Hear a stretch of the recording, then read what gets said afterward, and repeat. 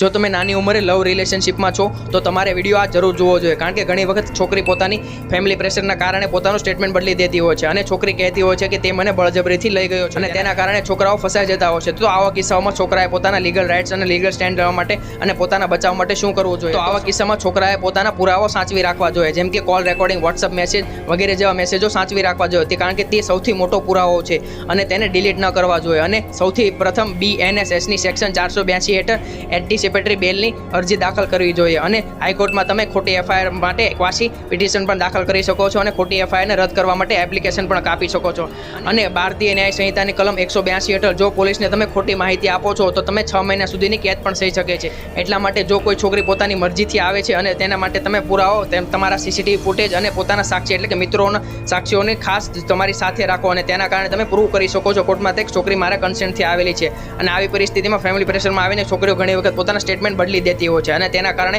છોકરાઓએ ઘણી તકલીફ ભોગવવી પડે છે. અને આ જ બાબતે સુપ્રીમ કોર્ટ ઓફ ઇન્ડિયાએ ઉદય વર્સિસ સ્ટેટ્સ ઓફ કર્ણાટકના કેસમાં સ્પષ્ટપણે કહ્યું હતું કે છોકરીએ પોતાના કન્સેન્ટથી આવેલી હોય, સ્વેચ્છાએ આવેલી હોય તો તે પોતાનો કન્સેન્ટ માન્ય ગણાય છે અને તેના સર્કમસ્ટાન્સીસનો પણ ઉપયોગ કરવામાં આવે છે. એટલા માટે જો છોકરી પોતાના કન્સેન્ટથી આવી હોય તો તે ફેમિલી પ્રેશરના કારણે પોતાનું સ્ટેટમેન્ટ બદલે છે તો તે માન્ય ગણવામાં આવતું નથી. એટલા માટે હંમેશા યાદ રાખો, કાયદો તમારી સાથે છે અને આવું પણ થાય તો તેના માટે તમે સૌથી પહેલાં પોતાના વકીલને મળો અને કોઈ પણ સ્ટેટમેન્ટ આપતી વખતે એટલે કે પોલીસ સ્ટેટમેન્ટ આપતી વખતે પહેલાં વકીલને મળો અને વકીલની સલાહ વગર કોઈ સ્ટેટમેન્ટ ના આપો અને પોતાના પુરાવો ડિલીટ ના કરો, તેને સાચવીને રાખો, કારણ કે ઘણી વખત આવી પરિસ્થિતિ ઊભી થતી હોય છે અને તેના કારણે છોકરાઓ હંમેશા ફસતા હોય છે. એટલા માટે કાયદો તમારી સાથે છે, જાગૃત રહો અને દરેક યુવાનને આ વિડીયો શેર અને ખોટા પગલાં લેતા